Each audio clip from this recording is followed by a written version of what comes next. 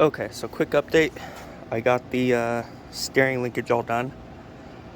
This is the Borgeson shaft. I'll link it.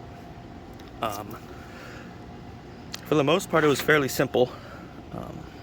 Connects directly to your box. That nut goes on the flat part of the spline end. I can't remember if I just tightened it on the flat part or if I gave it a little dimple to tighten into, but it's not going anywhere. I'm not concerned about that.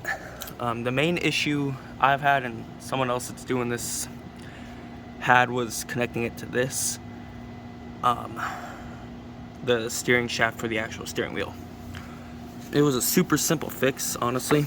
I had to cut mine to length. I forget how much I cut in it, but I just figured it out. It's really simple. You take this U-joint off, cut this side of the shaft, and I figured out what the overall length needed to be between where it connects to the gearbox and where it connects to the steering shaft.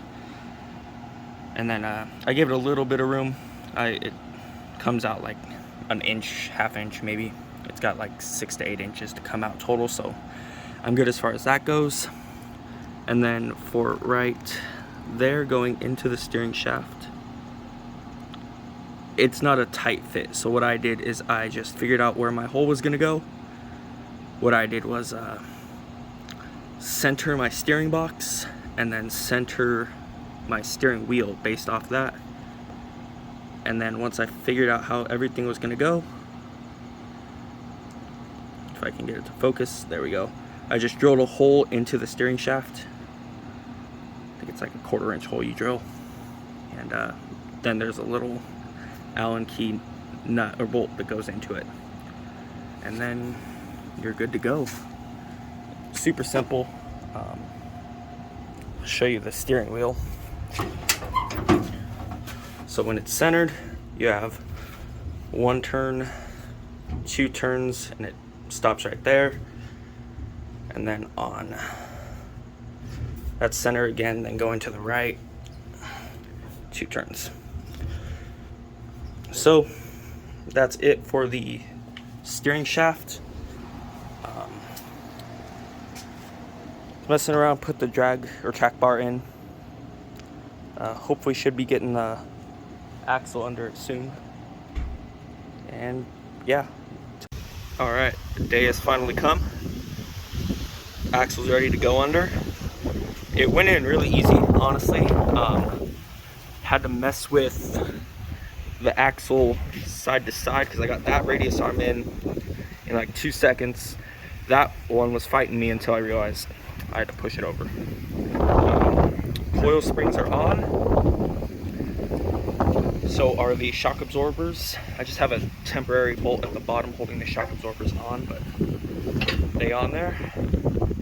Everything else is good to go. I'm about to get the track bar in and test fit my steering bar. Alright, so quick little tip. Just got the track bar in. Put the track bar on the ball joint first because I thought it would be easier to do that and then just make the ball joint work. 100 times easier to put that side of the track bar on and then work the axle over. I had the frame had pressure pulling it up off the axle so I can move the axle easier, and I took a strap from that radius arm because I needed to move the axle that way. Now I'll torque that stuff down. I think that one's supposed to get to like 400 foot-pounds. No way I'm getting that. So sending it with the impact it is. And then after that, I'm gonna work on the steering bar going from there. My box is under this trash bag because of the winter rain, so yeah. Alright, so I'm all done.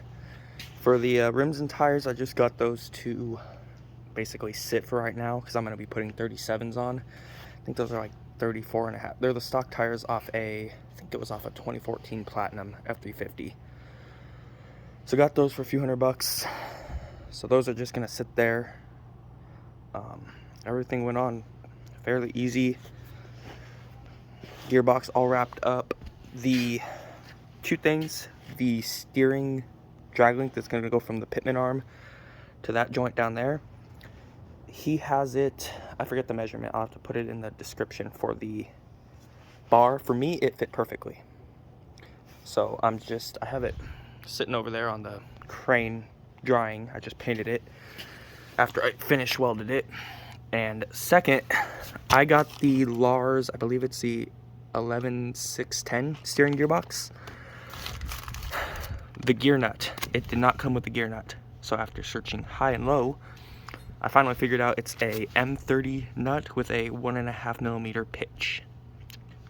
I'll put that in the description too if anyone happens to need it. So I have that shipped in. It should be fitting. It's a fine thread. So that should be coming shortly. And then I can finish the steering there. And yeah, for the front axle, I'm pretty much done. I need to figure out how I'm going to do the sway bars. How I'm going to get those connected. If I'm even going to get those connected. I probably will. I haven't gotten that far yet. I've just been focused on getting this stuff. The rotors are the rotors that came with the junk axle, so they can't be turned. They're too shot. So I just have those on there to hold right now. I'd rather focus on getting a bed and the rear axle. I'll walk back there. Getting a bed and the rear axle on there, and then just getting, instead of paying for brakes just to sit and get rusty. So I'm gonna focus on the bed and rear axle next, and then maybe a couple little inside things.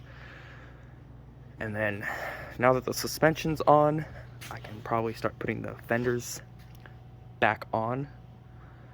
And then still deciding on what engine. As far as the transmission, I'm almost positive I'm gonna go with the NV5600, nice 6-speed. As far as the engine, I'm thinking the 12-valve Cummins or a common rail 2459. Yeah, haven't decided yet. And yeah, so that'll be my next steps. So I guess until next time. An M5 or 5mm with a .80 thread pitch. I got the 30mm length. That's way too long. You really only need about ½ an inch, because if you try threading that in, it's gonna still stick out about 1 inch. So I'll put that in the description too if anyone needs it.